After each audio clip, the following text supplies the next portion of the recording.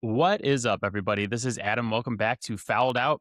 We are talking NFL Championship weekend here on the pod today, featuring my favorite team, the New England Patriots, who are back in the AFC Championship after a long and devastating, what's it been, 6, 7 year drought? How awful. You should all feel bad for us. Uh, I feel like, I've been promising on the pod all year that if the Patriots were good, I was going to be unbearable. And the better they got, the more unbearable I would be, which is a promise I feel as though I have delivered on. And it is only going to get worse today with the New England Patriots back in the AFC Championship. We're going to bring Matt on shortly. We're going to preview both games. We'll break them down and make picks like we've been doing every week on the podcast during the NFL playoffs. But before we bring Matt in, wanted to give my final take of the college football season. Now that we have a champion, congrats to the Indiana Hoosiers, who just finished the first 16-0 season in FBS history. I was going to say Division I history, but I know people will be out. There's some people out there that'll be like, "Oh, South Dakota State Jackrabbits, or the Bison, whoever they are, they had a couple 16-0 seasons in their Division I."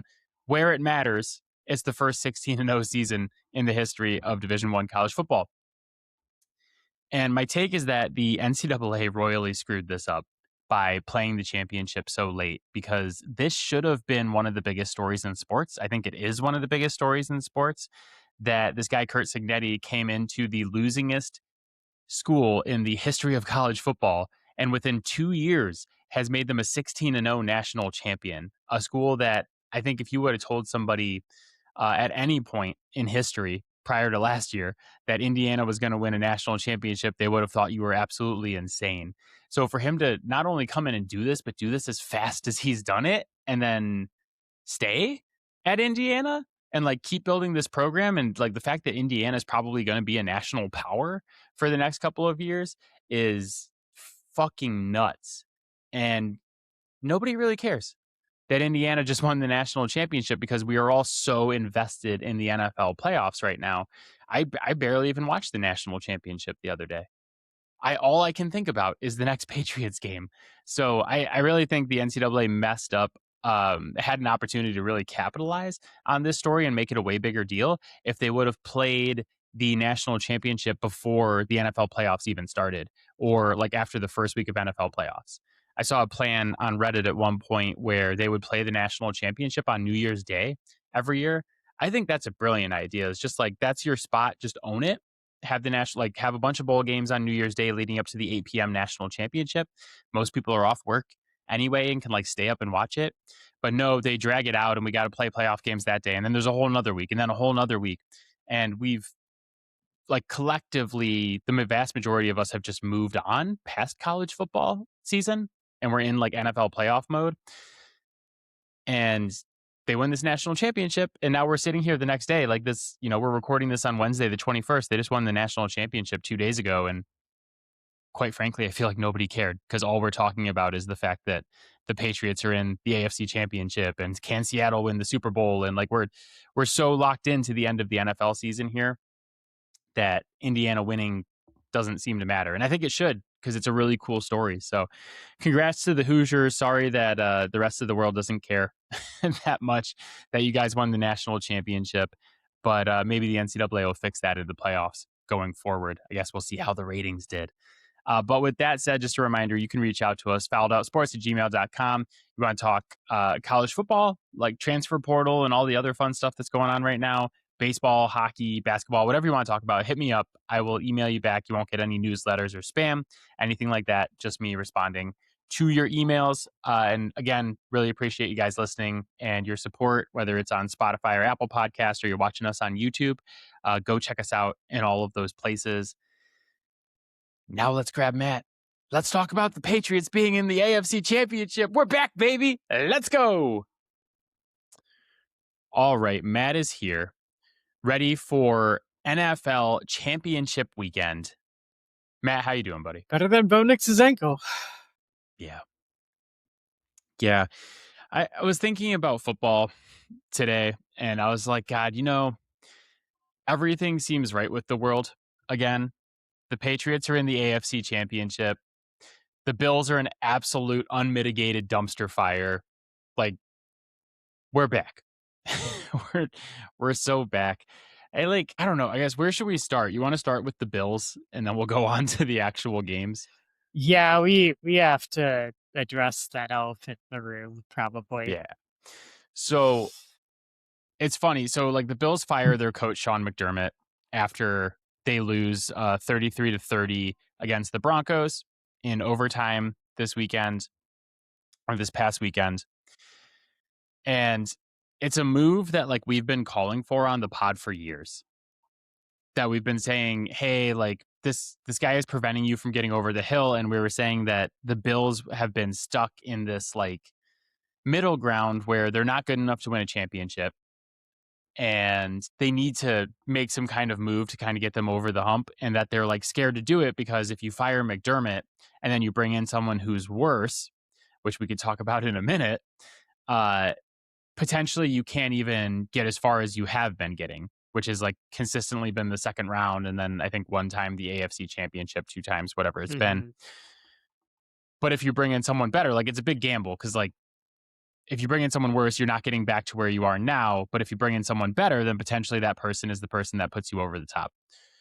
And it's been a couple of years of like, hey, they need to move on from Sean McDermott. And there was a Reddit comment, and I can't remember the username, so I apologize. But there was a comment where someone said, we've been wondering if they should fire Sean McDermott for years. And it's amazing that they have bungled this so badly in the 48 hours after they fired him that it now seems like it was the wrong decision because they kept their GM, and the owner and the GM have just been like absolutely on one for like, what was it, the last 24 hours of them doing interviews? I would like to correct you, Adam. They didn't keep their GM. They promoted him by giving him an additional title. Yeah. They like Yeah. they looked at what was happening and they were like, you know what? We don't like the results. We're going to pin it solely on the coach, but we think that the GM is doing such a good job that they deserve a promotion. Yeah. Where I think anybody who looks at this Bills roster right now would tell you that it's just not good enough to win a Super Bowl. It's just not. And like, you have the best quarterback in the league, and you don't have weapons for him. I mean, like, James Cook is great, but your wide receiver room is pretty awful. Mm-hmm. They've missed on almost every pick they've had for what, like 3 years, 4 years now? 2 of their last 56 draft picks have made a Pro Bowl. Yeah. That Yeah. And like, that's real bad.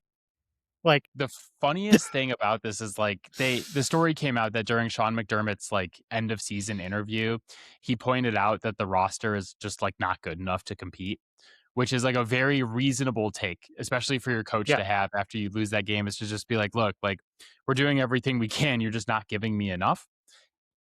And that apparently pissed off the GM there, Bean, whatever his new title is. And they decided to fire him late in the coaching cycle. Like, we have head coaches and OCs and all this stuff. We have people like already getting hired, and they're like, yeah, we're going to fire Sean McDermott now.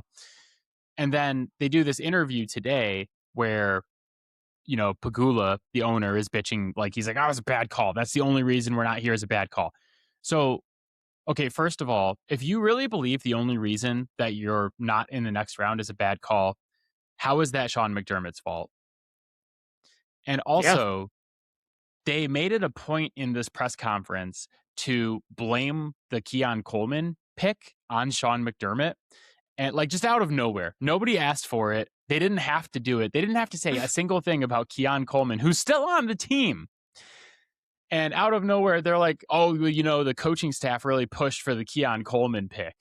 And Bean didn't really want that, but like gave in to the coaching staff. So we don't blame him for that one. Completely ignoring what Matt just said, that the last 56 picks, 2 of them essentially have been good. And it's like, what, James Cook and like Dalton Kincaid, I think. And even outside of that, you've only drafted one other guy who's had any impact at all in Ray Davis in your last 56 picks. So like they key in on this one pick, which is Keon Coleman, and ignore the other 55 or whatever, 53 Yeah. that have been bad. And they blame that on McDermott. And like also now you have Meanwhile, this guy who's still on your team that you got to do something with. Brandon Bean has been burning first round picks like they're firewood. Like last one, Maxwell Harrison. Pretty much barely played, right? Did not have a first round pick in 2024. 2023, Dalton Kincaid was injury prone coming into it, has continued to be injury prone in the NFL. Greg Rousseau, okay. Ed Oliver might have been one of those two. Ed They Oliver's did good. not. Yeah, they did not have one in 2020. Ed Oliver was 2019. Finally, if you go back to 2018, they got Josh Allen and Tremaine Edmonds.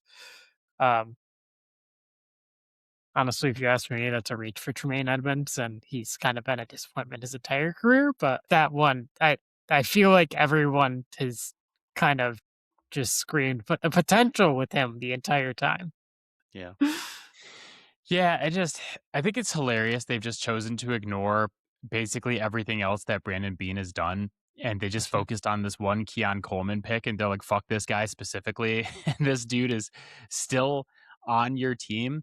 And then almost immediately after the press conference, there's Twitter clips and Reddit clips and all of the things Yeah. showing that Brandon Bean, like ahead of the draft, after the draft, during the draft, Yeah. really wanted Keon Coleman and talked about it like a lot. He was like, yeah, this is the guy we want. I couldn't sleep last night thinking about how excited I was to draft Keon Coleman.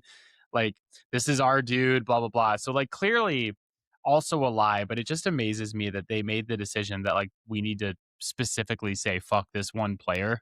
And that's why we're firing our coach. But, like, this is the thing with the Bills. They deserve to lose this weekend. And like I know people will say, like, even Pagula's like, it was a bad call, it's a bad call, but like you put yourself in position to get screwed by a call that I don't think was a bad call. I think it was like a 50-50 call that really could have gone either way. The interception on the Brandon Cooks catch. Leading up to that, Josh Allen choked this game away. Everybody's getting a piece of the blame pie around that here except for Josh that Allen.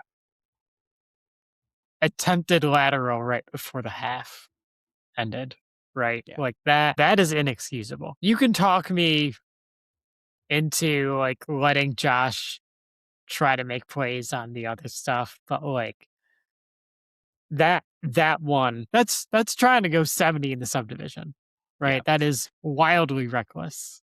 Well, so Josh Allen has 4 turnovers, with that one being by far the worst. The other Yeah. fumble, not great either. Yeah, it honestly, that one alone, right? Because it directly led to 3 points. You don't even go to OT. You just win the game outright. Yeah. James Cook also fumbled. So you have 5 turnovers. It's from your Yeah. 2 best players. Like, I don't know, man. It's a Bill Yeah. Belichick-ism, and I know people don't want to hear these anymore now that we all know that Bill is over the hill and, you know, Yeah. But but Bill Belichick always used to say, "Get them young." Because wait, no, that's the wrong Bill Belichickism. Bill Belichick always used to say that if you get screwed over by one call, it's because you put yourself in position to lose a game on that one call. And that's what happened. That's what happened to the Bills. Is like they absolutely blew this game. This is a game that they coulda, shoulda, woulda won. Uh, and now they're going home. And now their coach got it fired. And is now I have these all awesome Josh Allen crying memes that I'm enjoying. it is already so hard to win a game when you're minus 1 or 2 in the turnover department. And when you're minus 4, it's almost impossible to win a game. You basically have to get a touchdown on basically every other drive because you're handing the other team points. Yeah. But the fact that like Josh Allen had turnovers like that, where he is trying to be Superman, basically, Mhm. and he's just trying to create something out of nothing, and like the defense was so bad. Bo Nix was the best quarterback I watched this weekend. He looked the best out of all the quarterbacks because he played the worst defense outside of San Francisco's, right? Like the Bills defense is not good. Josh Allen is like feeling like, I got to put the cape on. I got to do something or else we're going to lose. Kind of all points to the fact that Sean McDermott was right in that this roster doesn't have what it needs to win a Super Bowl.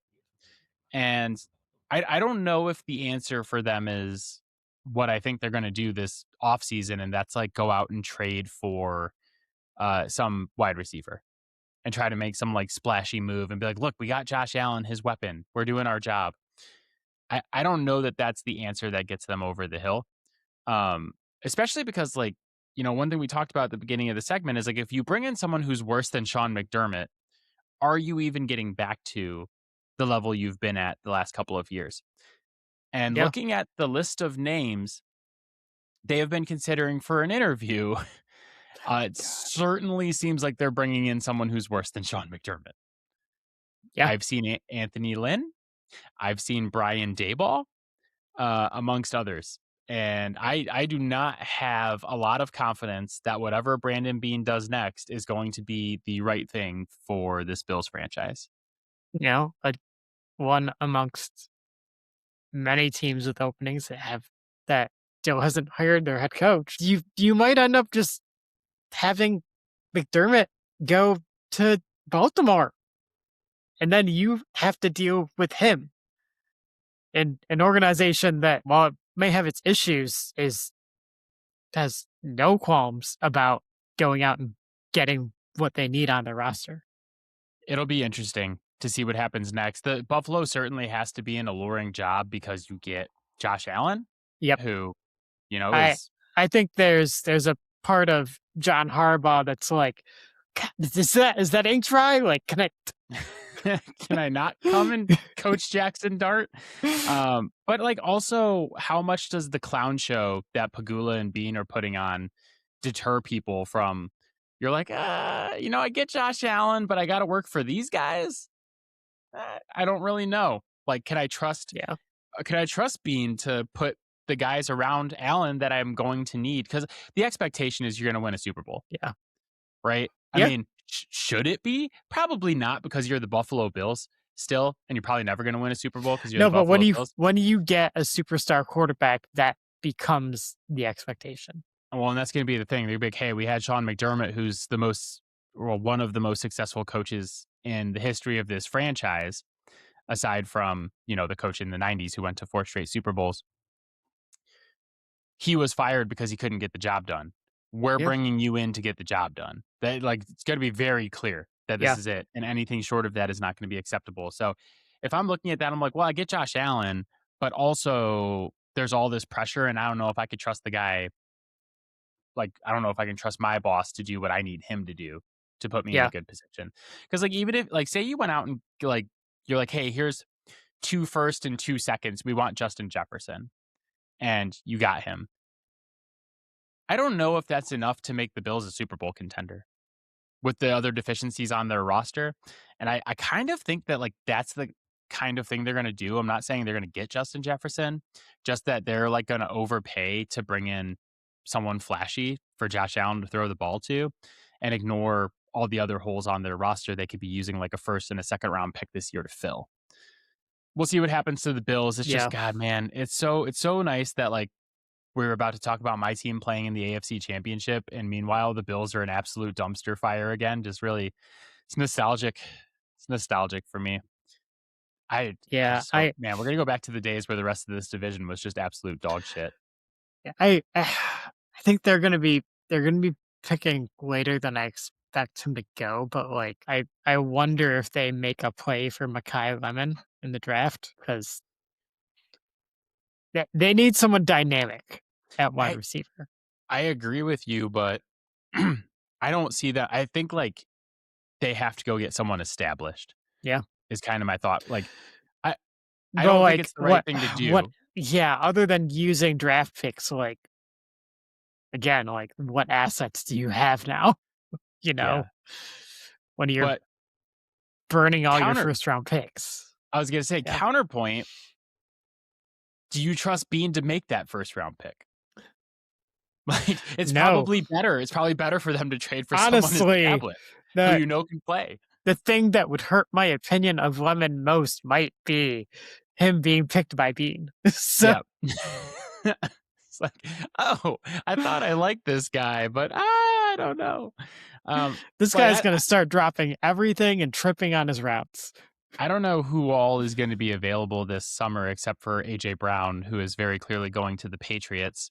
But very clearly Brandon Ayuk. yeah, so like, I don't know what's better, to let Bean make this pick or try to trade it for Brandon Ayuk. That's a good call. Good pull there. So we will see. I feel like part of me was like, I feel bad for the Bills fans. And the other part of me is like, they were so insufferable this entire year with like, the Patriots like beat them and they're like, oh, enjoy your 2 weeks. This is still our division. I'm going to jump through a table, blah, blah, blah. And it's like, no, know your place. You absolute B-level franchise. All right, AFC and NFC Championship this weekend. Before we get into the games, I wanted to tell you this real quick. So I've always had this dream, and I am a grown man. So this dream is like well within my power to make it come true, and I've just never done it. I've always had this vision where I'm like, on Championship Sunday, I'm going to make a lunch and a dinner. And the lunch is going to be like the specialty of the home team of the early game. And the dinner is going to be the specialty of the home team of the late game. And that's how I'll celebrate championship weekend. So, like, when the New England was hosting the AFC Championship every year, I would make like clam chowder, right? And then the night game would be like the Rams hosting, and I would make like street tacos, something LA's famous for. So I was like, oh, maybe this will be the year that I actually do it. And I was like, what is Denver and Seattle famous for? I Googled what Denver is famous for. And the first thing that popped up is Rocky Mountain oysters. Yep. Do you know what a Rocky Mountain oyster is? I believe they're goat balls. Yeah, they're bull testicles. They're deep fried. Okay. There's some kind of deep fried testicle. Which, Denver, why are you famous for this? But don't ask questions you're not ready for the answer for. Counterpoint, I've heard good things.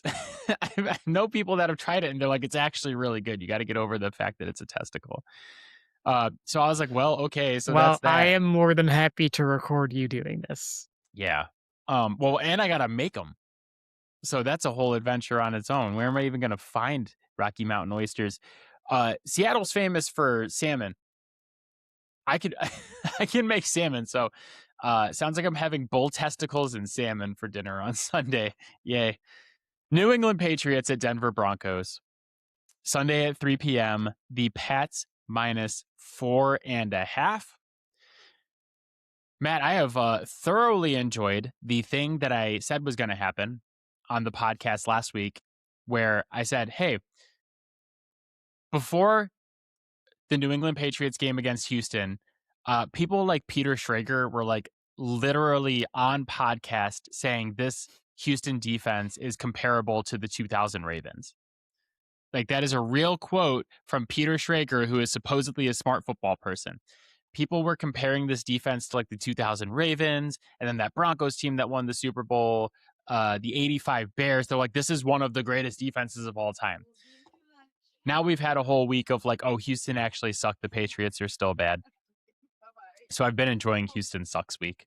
That's been fun. Generally, rule of thumb, if there is a media personality that moves from one media outlet to a larger media outlet,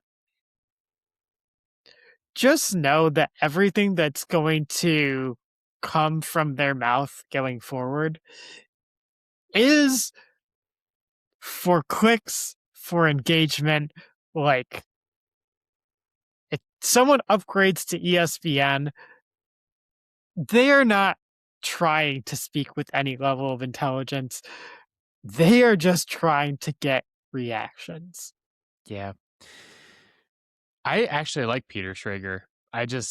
He said that on a podcast that I heard on Friday, and I was like, "We're winning this." I already thought we were going to win that game, and then he said that, and I was like, "Oh yeah, we're definitely winning this game." I 100%. I thought Peter Schrager was solid when he was like still with like Good Morning Football, Yeah, right? that's what I'm And saying. then, I liked him before he went to ESPN. but you go to ESPN and your whole shtick kind of changes. Yeah. You said upgrade to ESPN. Does anybody upgrade to ESPN, or is that just, They upgrade their you know, check. I was gonna say, they're like, here's a bunch of money. Come and just be an Yeah, absolute moron on TV. So, yeah. all right. Big story of this game. Bo Nix is out with a broken ankle that he suffered seemingly at the end of the game Second last to week. last play. It's a really weird timeline where, they win. Broncos win on the last second field goal. Bo Nix does like the post game press conference. And then right after, his coach comes out, Sean Payton, and goes, "Yeah, he broke his ankle. He's out next week." Can you think of like anything more devastating after a win as a Broncos fan? You're like, "We're going to the AFC Championship." And like literally 5 minutes Is later, it's like, "Oh yeah, our quarterback is done." such a roller coaster of emotions. That is honestly so brutal that if it happened to anybody aside from the Denver Broncos, who I hate, I would feel bad. But like, I I don't know, man. It was really weird timing. Part of me was like, did he actually break his ankle on that second to last play of the game? I was like, God, what if he did like the post game interview and then went back into the locker room and started celebrating and jumping up and down with everybody, and that's where he broke his ankle? And then Sean Payton has to come out and be like, yeah, he broke his fucking ankle. So pretty brutal.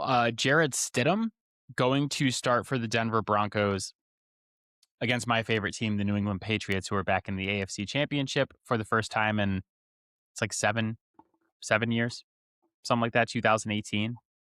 So very long, difficult drought for me and the New England Patriots. But it's kind of been an entire week of counting, like NFL media people kind of counting the chickens before they hatch. A lot of talk of like, Kyle Brandt was out the other day and being like, "Oh, the Patriots haven't played anybody. They're not going to play anybody. This is the easiest road to the Super Bowl anybody's ever had, ever." And like all these just absolutely ridiculous takes.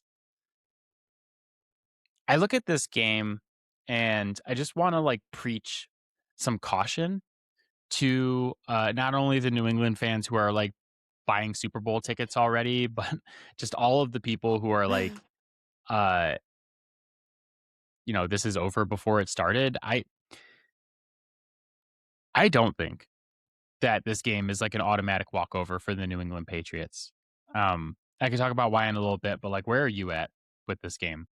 My first thought was, what is the most painful thing that could happen to a Patriots fan? Losing to another backup quarterback? One who we drafted and was on Yes. our team for years Mhm. and lost a quarterback competition to Bailey Zappi. Yeah. Yeah. I mean, Did you see what Nick Foles said the other day? I did. Yeah. Fuck you, Nick Foles. But I hate Nick Foles so much. I hate him so much. Yeah, that was wild. That was pretty funny though. I'll give it. But That was pretty yeah. good.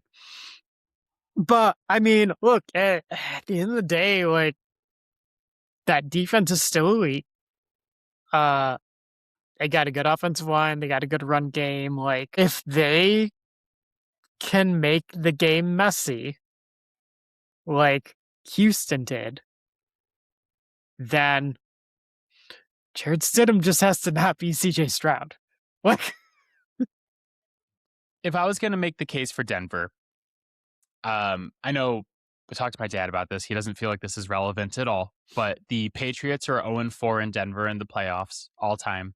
yeah. And it spans across decades. So there was like a game in the 80s. You have the Jake Plummer game, which was Tom Brady's first career playoff loss. You have, I think, 2 games against Peyton Manning when Peyton Manning was with the Broncos. Just like I say that, like that doesn't matter for anybody who's on this Patriots team because none of those guys were on any of those previous Patriots teams. But it just kind of outlines that this is a very difficult place to It's a play. tough environment. Yeah. The fans, great fan base. It's really difficult with the elevation. Like, it's just a hard place to play, especially in the playoffs. Drake is still, I think, finding his footing in the NFL playoffs. And, I'll talk about him in a little bit. But he is going up against another very good defense. We've gone up against two tough defenses in the Chargers and the Texans so far. This is going to be another difficult one. And, we're now saying, hey, this is going to be your first career road playoff start in one of the toughest places to play against a very tough defense.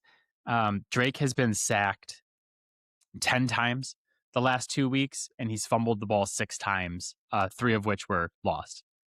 So, yeah, it hasn't been amazing for Drake in the offense. I obviously, as a Patriots fan, I'm going to flip the table here in a little bit, but so if I'm making the case for Denver, I'm saying like, hey, this is Drake May's first career road playoff start. It's a really hard place to play. We have a great defense. He's been turning the ball over against the Chargers and against the Texans the last couple of weeks. If we can make this a sloppy game, force some turnovers, get some short fields, can we win a low scoring game, 16-13? Like, can we steal this one? Also, the Broncos offensive line is much, much better than the Texans or the Chargers. And that's like, I think for a lot of Patriots fans, they're like, hey, let's just play the same game we've played the last 2 weeks where, the offense just does enough and we'll just pressure the quarterback. Like, obviously it's a bad quarterback, so let's just shut down the run, make Jared Stidham throw the ball just like we did to CJ Stroud and just like we did with Justin Herbert, and we can win that game that way. I don't know that you can do that if you're the Patriots in this game, because like it's really easy or a lot easier to do that when you're going up against the offensive lines that you went up against the first 2 weeks.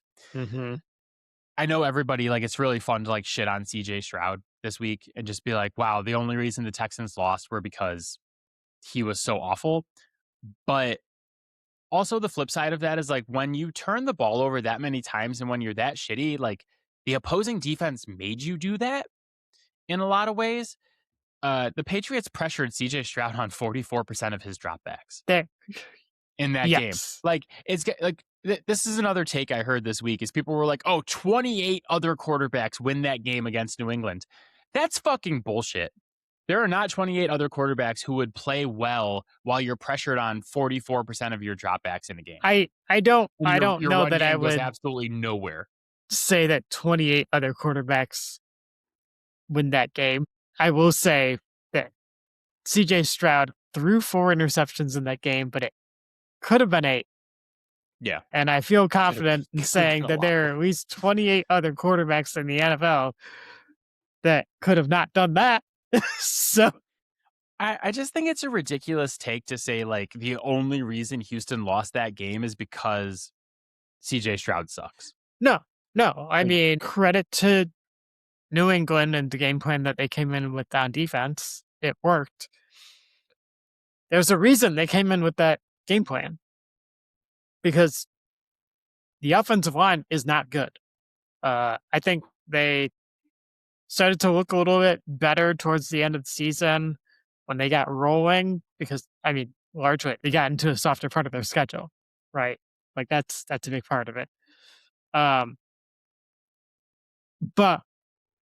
when the NFL playoffs roll around, it's different. Like the game plans are different because it's win or you're done. And so these game plans are hyper focused. A team in the regular season might know you don't have a good offensive line and, oh yeah, we want to get pressure on them.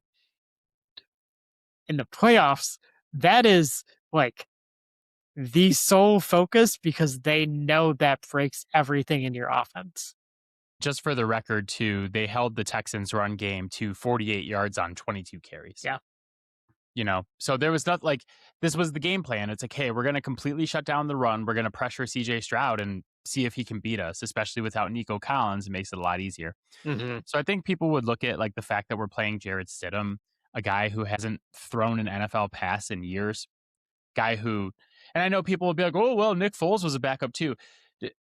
Jared Stidham is a backup who has lost quarterback competitions in New England against Bailey Zappi, in Las Vegas, now against, Bo Nix as a rookie in Denver. Jared Stidham is not a good quarterback. Okay? I mean, let's just lay that out there. Let's also be clear. Neither was Nick Foles. Nick Foles set the record for interceptions in a game. So yeah, but Nick Foles also set the record for most touchdown passes in a game. Yes. So he had moments. But nobody is you ever going to be Nick take Foles. It away. Yeah, nobody's ever going to be Nick Foles again. This is the thing, is you catch lightning in a bottle one time, and everybody for the rest of forever, anytime a backup quarterback comes into a playoff game, they're like, well, it could be a Nick Foles situation. There will never be. And I know I'm going to regret this on Sunday, but there will never be another you've just doomed yourself. No, but Jared Stidham already can't be Nick Foles, even if he wins the Super Bowl, because Nick Foles had to come in for MVP Carson Wentz and lead them for he had to 8 finish games. The regular season. Yeah. So you already are not going to have that situation. No. Right. So I think people will look at this and be like, okay, why can't New England just play the game they've played the last 2 weeks? The answer is because Denver's offensive line is much better.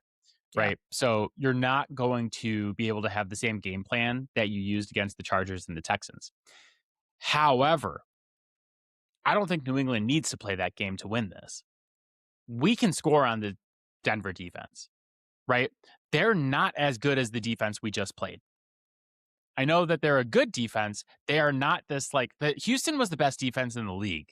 Let's be clear about that, is that they are not up there with the 2000 Ravens and all these other famous defenses from NFL history, but they were the best defense in the league this year. Yeah. They were, DVOA, they were negative 19.3%. Denver is negative 10.4. EPA per play, Houston was number 1 at negative 0.17. Denver is 10th. So Denver is a good defense, right? I'm not saying they're not a good defense. I'm not saying this won't be a challenge for Drake, especially on the road in Mile High. They're not as good as Houston. And we just watched Josh Allen turn the ball over 5 times or whatever. We watched the Bills have 5 turnovers and still score 30 points and still should have won that game. If the Patriots can score more, if we score in the 20s and don't turn the ball over a ton and give Jared Stidham all these short fields, I don't know how Jared Stidham keeps up with that. I think this has to be a low-scoring sloppy game for the Broncos. There's where you're thinking about this wrong. If I'm Sean Payton, I want to limit the possessions in this game. I know I have a good defense. I'm going to respect that the other team's quarterback is probably going to put up some points, right? But we have a good defense. Probably not going to give up points on every drive. So I want long, methodical drives. If we get an explosive, great, I'll take it. But I'm playing ball control because, just like you said, if you get enough drives, you're gonna outpace them. Sure, it's not an even playing field. But you have a backup quarterback. Yeah, if you can limit this game to 8 to 10 possessions, that benefits Denver. I don't even know that, sure, you'd love to have the lead, right? But, really what you're looking for is, can we be in striking distance at the end of the game? Yeah. But in order to play ball control for an entire game, you have to be able to run the ball. You have to be able to control the ball to play ball control offense. And I don't know if they're going to be able to do that. I know the offensive line is much better than what we've seen, but the Patriots' run defense has been elite this entire season. And this is the thing that's not getting enough credit in the Patriots' run, is that the defense is really fucking good at football. Denver is 10th in EPA on defense this season. The Patriots are 5th. The Patriots' defense is good. And we are undefeated with Christian Gonzalez and Milton Williams in the lineup this season. They are a perfect 16-0. And it is a completely different defense with Milton Williams and Christian Barmore when you're trying to run up the middle of that defense. So why are we not selling out to stop the run here and making Jared Stidham throw? Like, okay, you wanted ball control this entire game. Jared Stidham's going to have to throw passes. Like, this isn't just like a thing where it's like, oh, Sean Payton wants to limit possessions so he can. They got to prove that they can do that without Bo Nix. They right? can. I think we also know that Sean Payton is a pretty damn good game planner. And we'll probably have some stuff early on, schemed up, easy stuff to get him going. And he will probably have some stuff in his back pocket that he's planning to set up to get the defensive look that he wants and take some low risk shots. I'm sure, but you have to you have to connect on this stuff. You do. This is still you're asking Jared Stidham. You're asking Jared Stidham to go out and play against one of the best defenses in the NFL. Like let's everybody's just like, oh, it's Drake May against one of the best defenses in the NFL. We have one of the best defenses in the NFL. We've had it all season. We just saw it in 2 straight games. We made Justin Herbert look like a bitch. We just prevented CJ Stroud from getting a $250 million extension. You're sending me texts about Malik Willis being the starter in Houston because of how much we just fucked up their offense. No. This is a good defense. This is a good defense. I'm actually glad you brought that up have to be because we didn't give ourselves enough credit to go further back. I'm talking about Malik Willis in Houston because we were spot on when we said the best we were going to ever see of CJ Stroud was his rookie year. Yeah. Yes.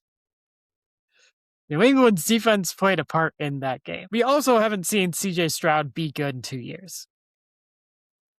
It's fair, but who would you rather have, CJ Stroud or Jared Stidham? Right now, I think I'd take Jared Stidham. Nobody would ever take Jared Stidham. Jared Stidham is a career backup. That, like, I can't emphasize enough that he was in New England and could not beat Bailey fucking Zappi for a starting quarterback job. I know. I'm just saying. I know what I saw, and 8 interceptions was on the table. Yeah, it was bad, but our defense is good. It was good. This is a good defense. Okay, but like, your defense didn't make the decision making. Hey, I'm just gonna loft the ball up in the air down the field and hope something happens.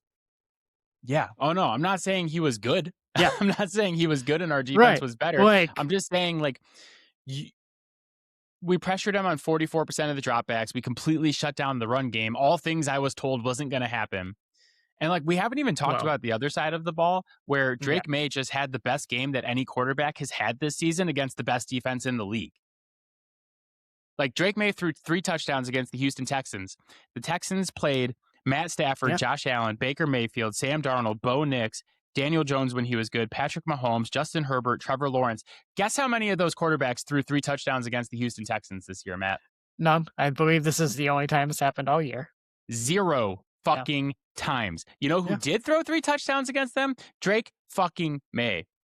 Drake May, good quarterback. Jared Stidham, bad quarterback. Both defenses, good. Where's the advantage in this game? I feel like I'm taking crazy pills. I'm not saying it's a done deal. I'm just saying. Yeah, no, I'm not saying that Denver has the advantage. I'm just telling you, like, be careful, because if they can run the ball, for between 4 to 4.5 yards per carry, which is not hyper efficient, just keeps you in front of the sticks. Mm-hmm. That really keeps them in a place where Jared Stidham doesn't have to throw the ball very far downfield at all, really. So, how was Denver's run game against Buffalo on Sunday with Bo Nix playing? It was not great. In fact, Bo Nix was a big part of it. So, Bo Nix was the biggest part of it. They ran for 70 yards on Buffalo's defense. Our defense is better than Buffalo's. Adam, we know one thing does not necessarily carry over to the next game.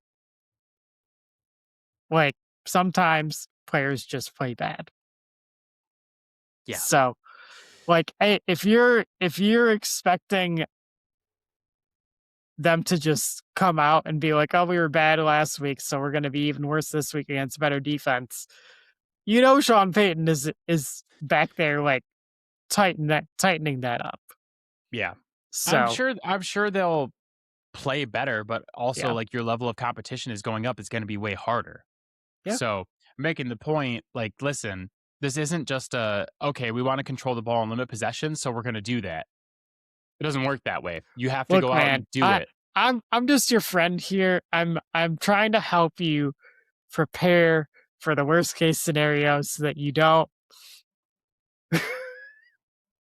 so that you're not just totally thrown aside when it happens.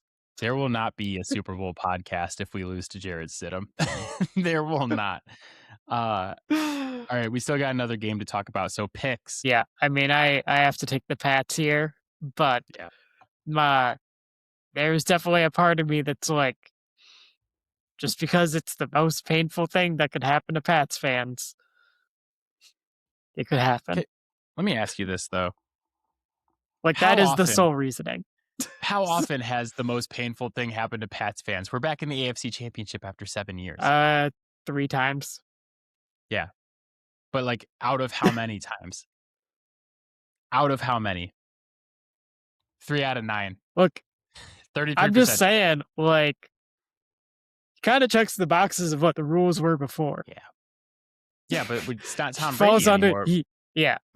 You can't. The Jake Plummer line doesn't exist. Like, also, I guess I should tell people that this. We don't know that yet. This is our first run. No, but we've already beat C.J. Stroud and, well, I guess Justin Herbert's pretty good, but C.J. Stroud's not as good as Jake Plummer, right? Maybe he is. Is C.J. Stroud? Honestly, I haven't watched Jake half Plummer of the in league so quarterback. long that. Well, the thing about Jake, the reason Jake was the line was, one, because he was the first quarterback to ever beat Tom Brady in the playoffs. Yeah. 2, Jake Plummer, career stats, perfectly average. Yeah. Perfect, like not even average, perfectly even. I'm going to pull him up to prove my point. This dude, fucking Jake Plummer, beat Tom Brady in a playoff. Pisses me off. Career record, 69 and 67. 161 career touchdowns. You want to guess how many career interceptions he had? Same number. 161. Yeah. All perfectly balanced, as all things should be. Yeah. God, he had a year where he threw 9 touchdowns and 24 interceptions, and then he got a starting job somewhere else. It's insanity. But that became the rule. It became the meme, is that like any quarterback who is better than Jake Plummer cannot beat Tom Brady in the playoffs. But if you are worse than Jake Plummer, you can. And you look at the vast majority of Tom Brady's playoff losses, it's Eli Manning and it's Joe Flacco and it's Mark Sanchez and it's Nick Foles and all these other people. And then you look at who Tom Brady's beaten. It's like he's beat Patrick Mahomes and Peyton Manning. And although Peyton Manning did get the better of him a couple times late in the careers, it's Patrick Mahomes and it's Peyton Manning and it's Donovan McNabb and it's all the best quarterbacks he ever played. Ben Roethlisberger, Phillip Rivers, all the good quarterbacks he ever played. He beat all of them, but the guys he always lost to were the shitty ones. I guess we'll see. We'll see if that happens with Drake. But I am obviously picking the Patriots as well. And I feel like I started off this segment by being like, oh, it's not a walkover. And I ended it by being like, it's an absolute walkover. If we lose this game, I'm canceling the podcast. I mean, like I wasn't planning to push that hard. And then you started like really leading into it. I'm like, oh, okay, hold on here. Passionate, man. This like the thing is that it's kind of transformed. And I'll do a complete 180 on this next week if we lose this game. But we've gone from, oh, we didn't expect this to happen this year. Like whatever happens is really nice. Like we didn't expect to be this good, to you're here. This is like, honestly, with everything we just said, playing Jared Stidham in an AFC Championship is a golden opportunity to make a Super Bowl, right?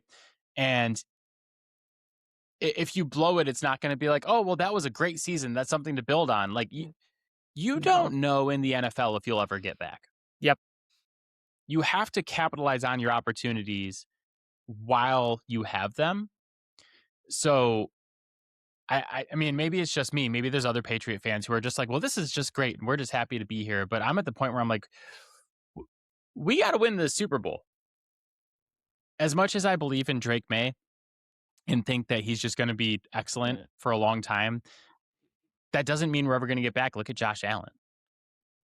You know, look at like Lamar Jackson. Look at all these guys who got to the edge or got to like the cusp and just couldn't get it done. You have an opportunity to get it done and make a Super Bowl right now. You have to capitalize on it because you never know if you're going to get this opportunity again. I think you will. Sure, everybody thinks you will. You're doing this in your second season, but like, there's no proof that you will. Game 2,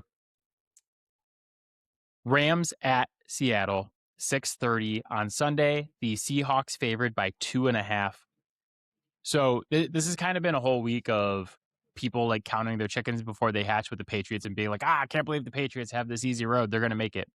It's also been a whole week of, oh my God, look at what Seattle just did to San Francisco. This is their Super Bowl to lose. That's another idea I would like to push back on.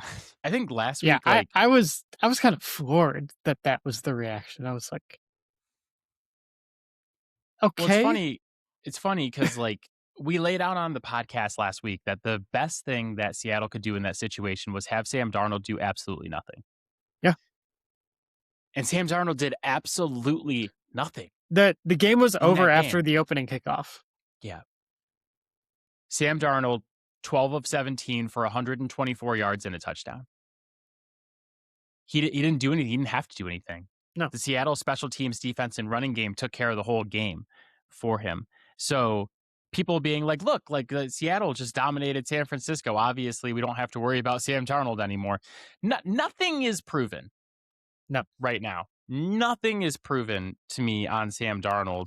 And ultimately, like, my question in this game is Seattle good enough outside of Sam Darnold to make this another game where Sam Darnold has to do nothing? Or can the Rams make this a game where Sam Darnold has to do something? And can Sam Darnold do it? Look, I have the utmost respect for Mike McDonald and that defense. I just don't see a world in which Sam Darnold is able to do nothing and win this game. Like, this is an extremely high-powered offense that you're going up against. Yeah. And probably, if not the best, top 2 or 3 wide receiver duo in the NFL. Also, an incredible running back tandem. And, a quarterback that threw for like 46 touchdowns this year. Yeah, that's... Well, not to mention the last time these two teams played was that crazy Thursday night football game that Seattle won. Matt Stafford was 29 of 49 for 457 and 3 touchdowns in that game. And Seattle ended up winning for like a lot of weird reasons that are probably not repeatable, like crazy 2-point conversion, multiple long returns, that kind of like Rashid Shaheed swung that game. Yeah. So that's my big question is like, is Sam Darnold going to have to do stuff? Is it going to matter?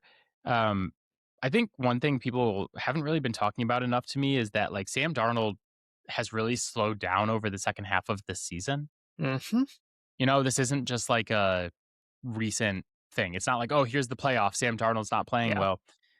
In their last 8 games, keep in mind that Seattle is 7-1 during these games because the special teams and defense is so good. Yeah.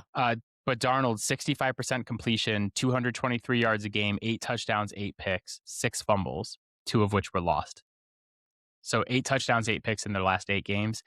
Prior to that, the first 9 games of the season, completing 71% of his passes, so 6% higher for 251 yards, 17 touchdowns, 6 picks, 5 fumbles, 4 of which were lost. So he's slowed down pretty significantly, like the Seattle offense as a whole. has slowed down pretty significantly. And I mean, Now you I think we've also seen that like as Seattle has noticed him struggle and turn the ball over more, they've tried to take the ball out of his hands more. Like they're not stupid. Like they know that if he starts turning the ball over, like the wheels fall off this car. but also, like, they won that last game against the Rams because Sam Darnold was lights out in the second half of that game. Yeah. Like, he was excellent. So, I I think that this is, like, the really hard thing about this game is that, like, Seattle is better on defense. They're better on special teams than the Rams. Yeah. The Rams have a better offense. So, like, Sam Darnold, I agree with you. I think Sam is going to have to do stuff in this Yeah. game. We saw him do stuff the last time these two teams played, but this is different stakes. This is different focus. That was a Thursday night football game in Seattle coming off of a short week. This is the NFC Championship game. And Sam Darnold has a little bit of a history against the Rams. The one thing that like really, really makes me nervous for the Rams is basically what we saw in the last game. You know, I was just talking about how there was a punt return touchdown and like another long Hmm. return that really flipped that game on its head. Seattle's number 2 in special teams DVOA this season at 8.6%. The Rams were 26 at 3.1%.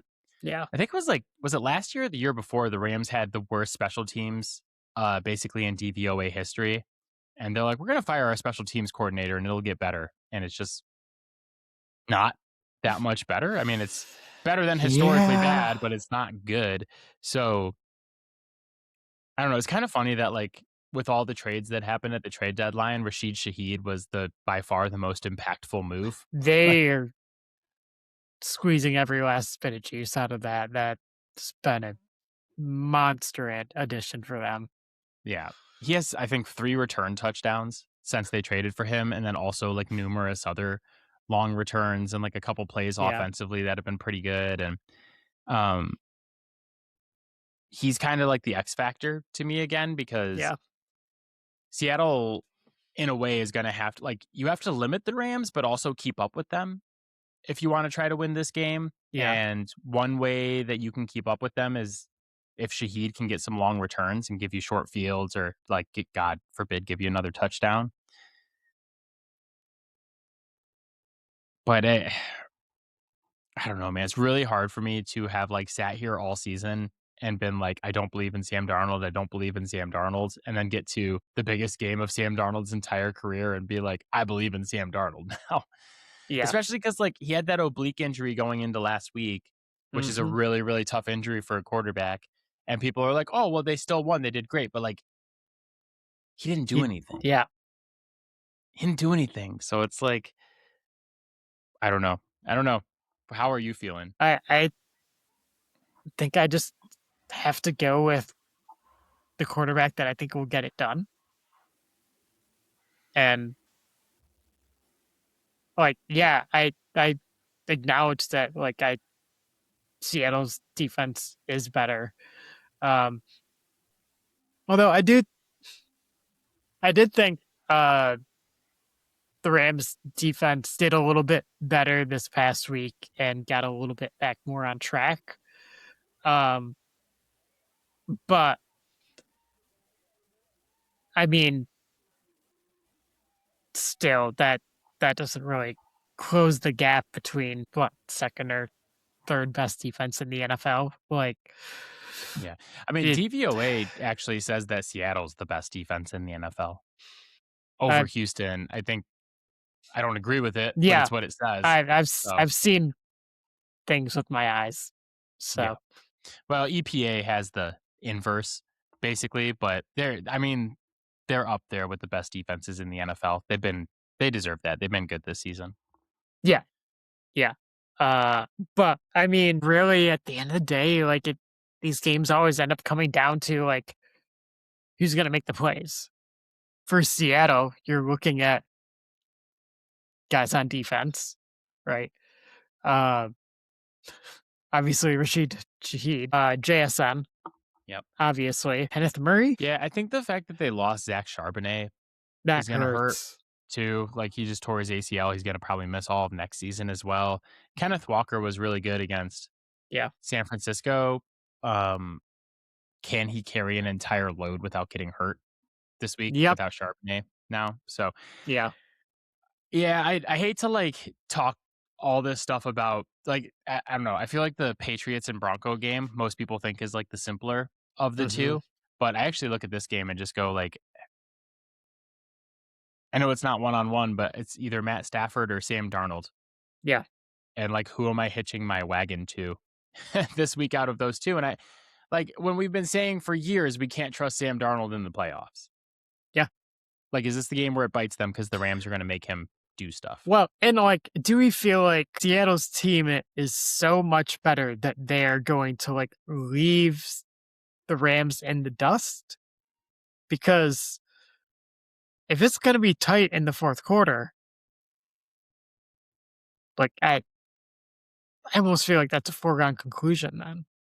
You Yeah. know, like I it's not, right? We obviously saw the second matchup that, to their credit, Seattle pulled out and Darnold played great at the end of that game, as much as he didn't in the first half. And in this scenario, like, am I really believing that's gonna happen again when you have Matthew Stafford on the other side with Puka Nacua and Devontae Adams?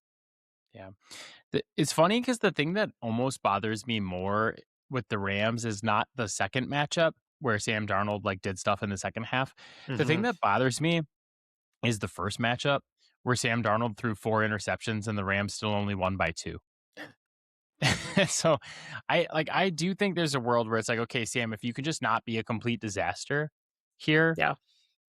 Seattle's defense and special teams is good enough to win this game. I mean, maybe not leave um, the Rams in the dust, but like I also didn't think the Rams offense looked that good against the Bears defense last week. And I expected that if the Rams didn't turn the ball over, that they should be putting up way more points on the Bears than they did. I think some of that is just the elements, weather in that condition. Like it just does suppress offense. Like guys are gonna drop passes that they shouldn't. Guys are gonna fumble balls that they shouldn't. Like it's not. Some might disagree with me. It is not a fun environment to play football in. Yeah. I'm saying that I as a 36-year-old man now. So yeah, I went outside and I was like shoveling in like that same weather. It was like 8 degrees outside the other day and I yeah, was just shoveling and I had like my coat and my sweatpants and my boots and all that stuff on and I was like, I'm fucking freezing. yeah. I'm fucking freezing. I'm also sitting here realizing I just missed your birthday the other day. So happy birthday, Matt.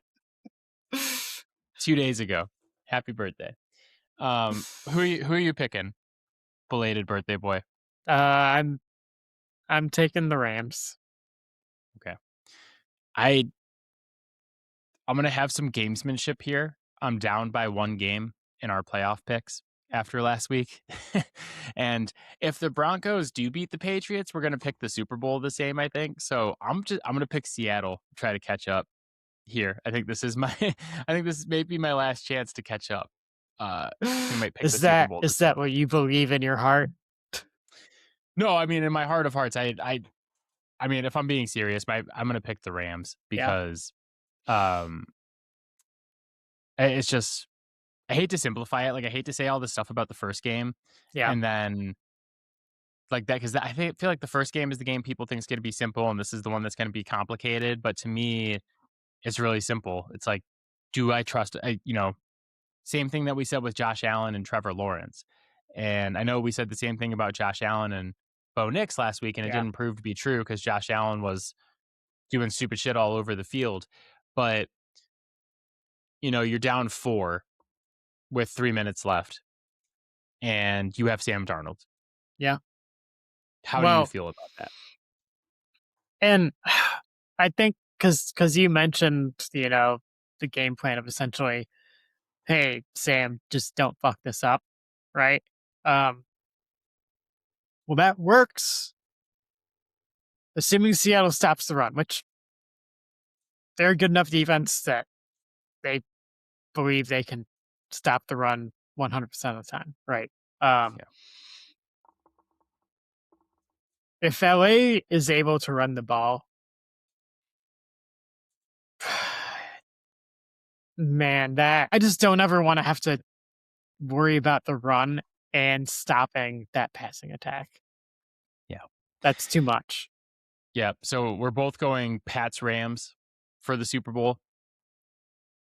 Yeah. Yep. I think that that's actually also probably the best Super Bowl, just like objectively, of, because at this point it's like, okay, do I want Jared Stidham and Sam Darnold to play each other in the Super Bowl? That's not fun. You have Matt Stafford, you have Drake May, so you have like the top two MVP candidates going up against each other. You have two franchises that have played each other in two previous Super Bowls. Like there's a lot, I think a lot there. But for now, that is it for us. As always, Fouled Out can be found on Spotify, Apple Podcasts, Pocket Cast, Overcast, anywhere you get your podcast. You can hit us up on Gmail, fouledoutsports@gmail.com, and you can now watch the podcast on YouTube. Look up Fouled Out Sports. All of our shorts are there as well. Had one where I guaranteed the Patriots were going to beat Houston last week. It got a lot of shit talking going on in the comments. So that was a lot of fun after the Patriots won that game to go back and respond to some of those comments. But before we say goodbye, Matt, NBA take of the week, NFL Conference Finals edition. You want to go first? You want me to go first?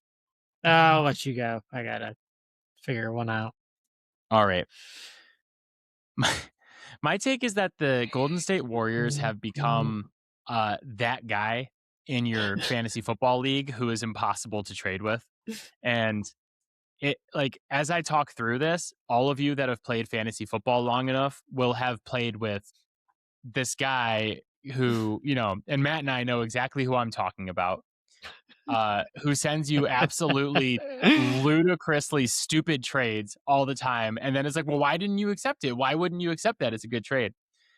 So the Jonathan Kuminga saga in Golden State has taken yet another turn somehow.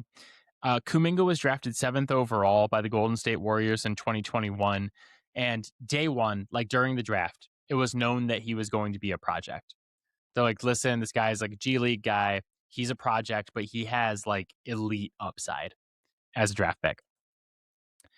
In the 23-24 season, the Golden State Warriors kind of like had worked his value to a place where he could be a big part of a big trade.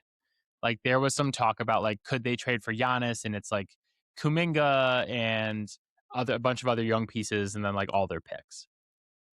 So he had value at one point. Not saying that he's like the centerpiece for a Giannis trade, but he was a piece that like they could build a Giannis trade around, or he could be like a large part of that. Obviously didn't happen. Don't know if Milwaukee would have accepted that. I'm not saying they would. I'm just saying that like this is the kind of stuff that was being thrown out there with Kuminga. He had real value at one point. His trade value has been absolutely decimated over the course of 2 seasons purely by the Warriors front office and coaching staff. Like nobody is to blame for Kuminga's value falling because he's basically the same player now that he was then. He's still like a really athletic wing. If you could get him to his upside, like he still has potential. He's still young. Like there's still a lot there that's exciting, but he has literally zero trade value because in the last couple of years, basically Steph Curry and Steve Kerr and like, all the people have come out and just been like, we hate this guy. He's the fucking worst. We hate him. Steve Kerr was even at the point where he was like, I'm benching him because I can't play him with Curry anymore. So they've absolutely decimated this dude's trade value. In the offseason, the Kings came to the Warriors and said, hey, and yes, my stupid franchise, the Sacramento Kings, they're like, hey, we're interested in Kuminga. And it got to the point where the Kings were willing to offer like Keon Ellis, Malik Monk, and a top 10 protected first round pick for Kuminga, which is like just value wise, a huge overpay for where this dude's value is at right now. The Kings are like, we really want him. We'll give you all this stuff. And the Warriors came back and said, no, we either want you to take the protections off of that first round pick, which is just fucking a batshit insane thing to say to the Sacramento Kings, Would have worked on New Orleans. or we want Keegan Murray, which is just also an absolute like this is the equivalent of the dude in your fantasy league being like, hey, I'll send you 2 backup running backs and a wide receiver 2 for Josh Allen. And you're like, I'm not accepting that. Josh Allen is the best quarterback in the league. And he's like, well, like, why wouldn't you accept that? And it's like, the Warriors are like, hey, they're telling us on one hand, we fucking hate this guy. He's unplayable. He is the absolute worst. And then on the other hand, they're like, we want an unprotected first round pick or your best young player. You can't have it both ways. So what ends up happening, he was a restricted free agent. They sign him to a 2-year extension and make like when you sign somebody, they're not trade eligible for whatever it is, 90 days after the signing, whatever. So I think it's February 7th, something like that, is when Kuminga's available to be traded. And he went to the Warriors last week and said, I want you to trade me as soon as I'm eligible. He demanded a trade from the Warriors front office. And the Warriors said, okay, we'll think about it. They're going out and they're gauging his value. His value is even lower now. They went to the Kings and they're like, hey, you still want him? And they're like, yeah, we'll give you just Malik Monk. And that's it. And the Warriors are like, oh, shit. We really botched this again. Just when things can't get any worse, Jimmy Butler tears his ACL this past week. And now the Warriors come out and say, we know he demanded a trade, but we're going to play him. We're going to start him and hope that he recoups his trade value. This dude who literally has been demanding to get traded for years now, who you've said, we hate him, he sucks, he can't play. They're like, we're going to start him and he's going to recoup his trade value. And this is going to go really well with Steph Curry and Steve Kerr on this team.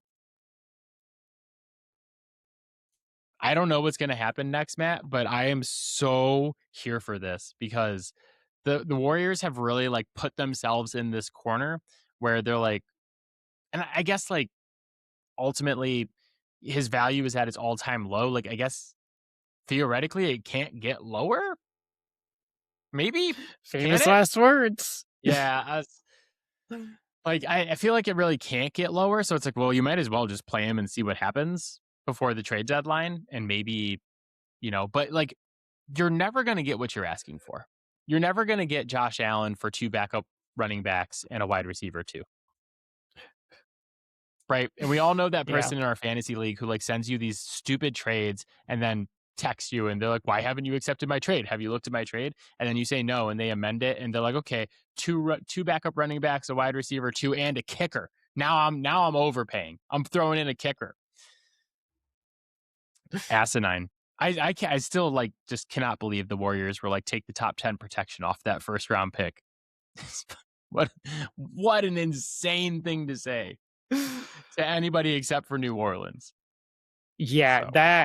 That is one that like you hit accept on that as fast as you possibly can. Yeah. Yeah. Yep. So what's your take? Adam, we were wrong, and I think we owe the Phoenix Suns an apology. They're currently 27-17 at this point in the season.